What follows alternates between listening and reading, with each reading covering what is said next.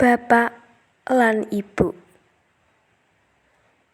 déning Amanda Adi Astuti.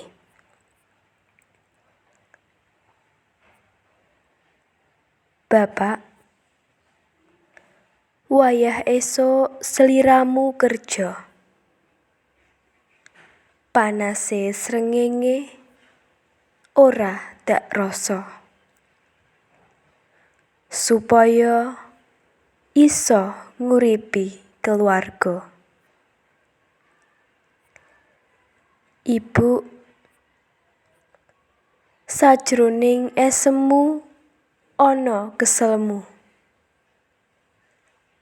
Sajroning warahmu ana sabarmu. Kanggo ngadepi polahku sing ora nurut karo pituturmu. Pak, Bu, sedaya ajaranmu tansah tak puji, tansah tak ugemi, lan tansah tak tresnani. Aku tansah nyuwun pangestu